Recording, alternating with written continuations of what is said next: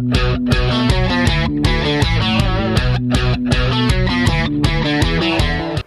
everyone, I'm yours Dakshat Sinha and welcome back to the United Talk. Today we're going to talk about lots and lots of things. It's the new ownership thing. We are finally into the final bidding war and between Sir Jim and the Al Thani family, and we have a match day. Today is our final match before the international break. I really want us to win that match because it's a quarter final of FA Cup. Probably the second trophy that we can, put in our club. And first of all, that's the more important. The more important reason for us winning this trophy is that we're gonna stop Man City for potentially for them claiming that treble thing. But I really don't believe that they're gonna win the Champions League because I'm placing all my bets on Real Madrid. But moving on, it's not about Real Madrid, it's not about Man City. Today we're gonna talk about Manchester United. We all know from Erik Ten Hag's presser that a few of the players won't be available for that day. We're gonna speed things up and talk about that because Anthony Martial won't be available. Casemiro is unavailable. Probably Anthony and Scott McTominay also won't be available. Again, this is what I said in my previous video, that Anthony is that sort of a person who can pull you off the edge, who can make you sit at the edge of your seat, but still that guy needs to find consistency. He's been in and out of the game quite frequently. He's not becoming like Anthony Martial, but he's actually trying to become an Anthony Martial. I really want him to be consistent enough because he plays a game, he scores a goal, he scores a worldie. In fact, he scored a great goal against Barcelona, but unfortunately again he's missing games because of some knock or some injury or maybe some illness, and that is very unfortunate for us also because we like Anthony. And Ten Hag literally overpaid for Anthony, but nevertheless we still have Pellistri. I'm actually hoping that Pellistri is gonna get some game time. But today I really hope that Sancho is gonna start off from the right wing because I want Sancho, Rashford and Bruno Fernandes in the middle. Weghorst up the front. He's doing a fine job. I'm not saying he's the great striker that we really need, but at least he's doing a good enough job. At least he's there in every single game. He's not getting injured. He's not picking up knocks in the training area. So I'm happy with him. What we bought him as just a backup of Anthony Martial, but he's actually doing quite frankly more than Anthony Martial as of the moment. So I'm pretty much okay with it. And there was one more thing. This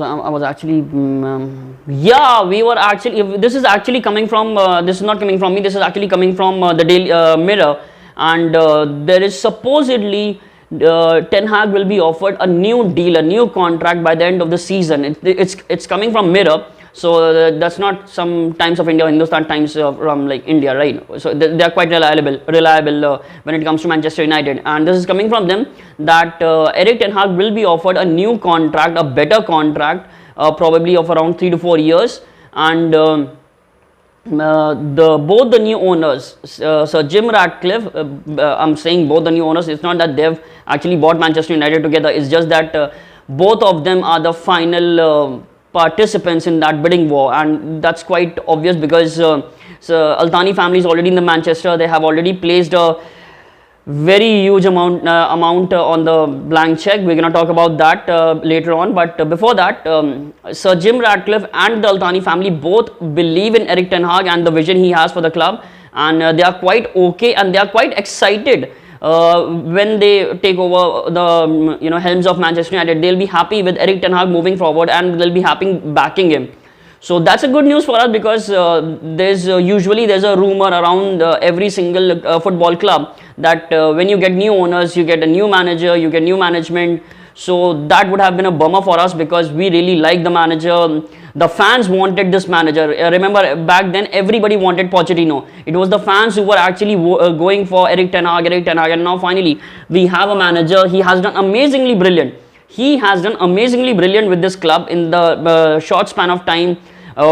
Amazing turnaround. The players are looking great. We are actually looking. I know there was some couple of results which were unacceptable by the fans, but again, when it comes down to what has happened in the past decade of this Manchester United, this has been by far the best season. And I really believe in Erik Ten Hag. I really believe in the players right now, because a couple of them I really wanted to kick them out of the club back in 2021. But now I'm actually backing the players also, because Erik Ten Hag showed everyone that yes, Manchester United can be demolishing. They can. We are vulnerable at times because we still don't have that much squad depth. We still don't have that much of resources in the back. But still, I'm still gonna say Erik Ten Hag is probably the best manager after Sir Alex Ferguson, and I really want to see him lift the Champions Cup or the Premier League, maybe in the next year. Let's hope for that. But enough about that. We're gonna talk about, like I said, today's match day. I already mentioned the players who will be missing this game tonight. Martial, Casemiro, probably Anthony and Scott McTominay also. So that's gonna get little iffy for Erik Ten Hag. But I think Sancho, Rashford, Weghorst, even Pellistri, I think that's gonna be enough to beat Fulham, because at Old Trafford, it's at Old Trafford also, and Fulham actually is not that strong of a team. I mean, fine, whatever they can, anyone can play a great game on the day, but on the Boxing Day, but still. I don't think so. It's gonna be really difficult for us, because Fulham actually lost their previous 3 games, consecutive Premier League games, so that's okay. And now we're gonna move to a little bit of transfer talks, because this may come as a surprise now that Manchester United made Harry Kane as the number 1 target. I mean, I still believe that Victor Osimhen is the number 1 target for Erik Ten Hag, but Manchester United are somehow obsessed with British talent. Maybe that changes after the Al Thani family overtakes us, but before that, Harry Kane is probably the number 1 target for Manchester United. And now Real Madrid has entered the race, and that is quite interesting, because if Real Madrid is interested and Real Madrid needs a striker, I don't think Manchester United are going for them, because this has been the story of all seasons. Whenever there is a competition for a player, Manchester United never wins it. It's quite obvious. Manchester United have never bought a player when other teams were prolific teams like Real Madrid were actually for them. So I don't think so that's gonna happen. But if Harry Maguire, I'm mixing up with Harry Maguire. If Harry Kane goes to Real Madrid and does anything great with them, I'm really happy. I'm really happy. I want him to go to some other club. I really don't want him at Man United. I really want some younger striker, probably potential, or maybe if Al Thani family buys us, maybe Mbappe. But right now, I'm keeping the realistic dream as Victor Osimhen.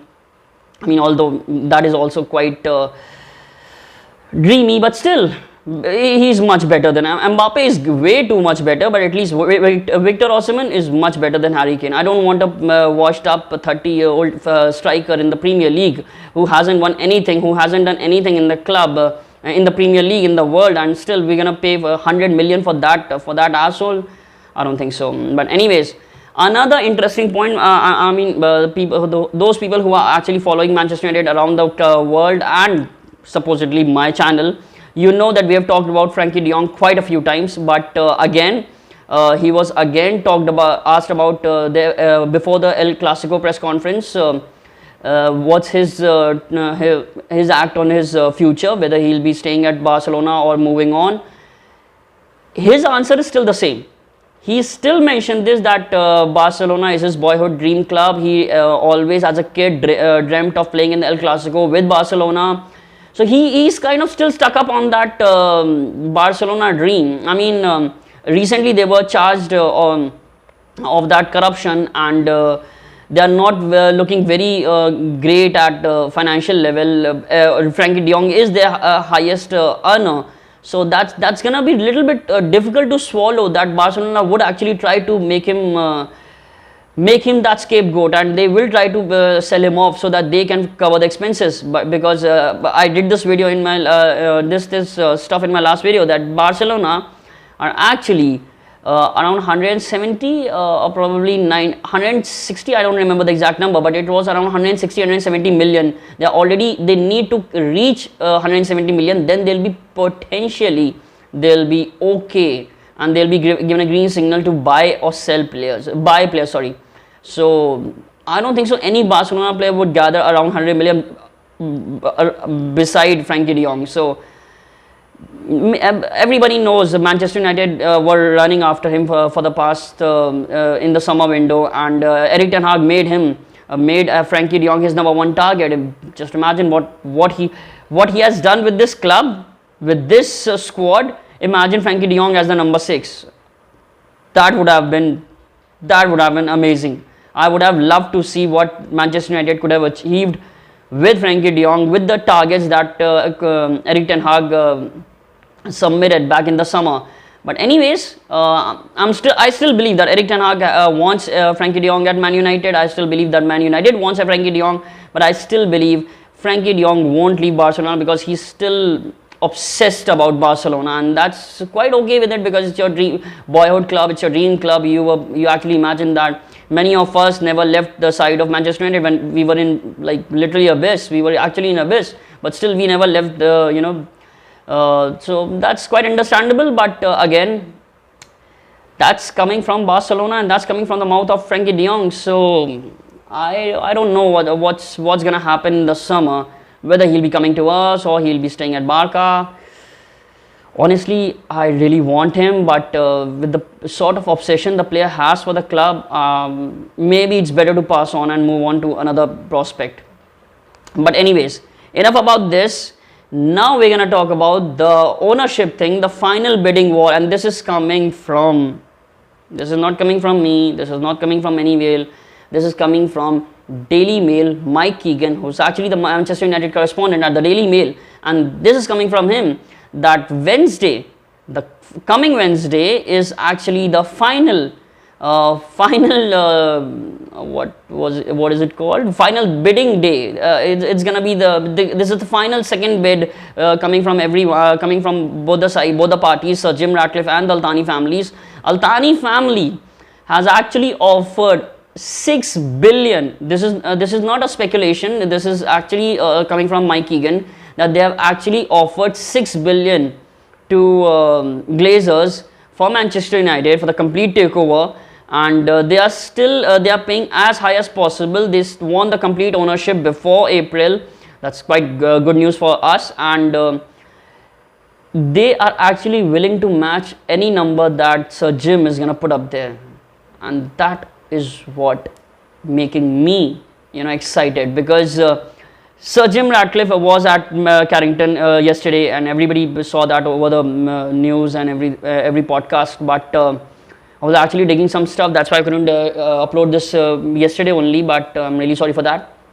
But if Wednesday is the final bidding day, final submission of the deadline, it's a deadline day for the submission of bids, and Al Thani family is already willing to go for as high as possible. I really don't have any idea what Sir Jim could offer, because it was pretty much obvious when we were talking about the Manchester United takeover in September or maybe in October. They were not Sir Jim denied that he's interested in buying Man United, and we all know that previously he wanted to buy Chelsea. So the man who wanted to buy Chelsea and couldn't buy Chelsea, he lost that bidding war when it came to Chelsea, and now he's in the bidding war to buy Manchester United. I mean, I know he's a Manchester United fan, but again, I don't want a fan. I don't want a Manchester United supporter at the helm of the club. I want somebody who is ambitious as us and who wants to take Manchester United at the next level. What if Sir Jim buys Man United, but still he needs to cover his own personal debt, and then he's not that cooperating. He's not that cooperating when it comes to transfer market. So we need somebody who has enormous amount of wealth, who has actually $10-12 billion, and he can actually give that to Manchester United so that we can go for the amazing equipments at Carrington, we can go for the stadium, the transfer market, the players, the management, the staff, everything that Erik Ten Hag needs to make this club great again. I think Al Thani family can provide that, because just look at Newcastle. They were a relegation team, and now they are actually fighting for the top 4. Look at Man City. Man City was actually nowhere. I mean, Man City fans may be obsessed about them, but this is a fact. Manchester City was nowhere to be found when the Saudis bought them, and that's pretty much sums up what I'm actually trying to say. Manchester United is already one of the biggest clubs in the Europe. This is actually one of the biggest clubs in the world. And if Al-Thani family buys us and they have enormous wealth and they are willing to go for Mbappe or the best player or Frankie de Jong or Victor Osimhen, that's gonna be good for us. I don't even care about the morality of the deal. I'm not even bothered about the morality of this bid. All I want is somebody, whether it's Al-Thani or Sir Jim or any other player. I just want someone who's ambitious, who has enormous amount of wealth, who can back up Erik Ten Hag in the dream of making this Manchester United club great again. And as of now, between Sir Jim and Al-Thani, I'm gonna go with Al-Thani. Anyways, I'm gonna wrap this up. It's up to you guys now. Many of you might have a different take on this ownership thing. Many of you may support Sir Jim Ratcliffe. Many of you won't go for Sir Jim Ratcliffe, and many of you will actually be supporting the Al-Thani. Many of you will be neutral about this, but I gave my stand on this. I hope to hear from you soon. Comment in the section that who you want to support. Until then, take care of yourself. Tonight we have a big day. It's a quarter-final, like I said in the starting. It's a quarter-final match day at Old Trafford. Maybe another trophy is coming to, back to the club. Maybe. Let's just hope that it does. Until then, please take care of yourself. Stay healthy. Thank you for watching the show. Thank you for tuning in. Till then, please take care of yourself. We're going to do a match reaction for this. I promise I'm going to do a match reaction for this. Glory, glory, Man United.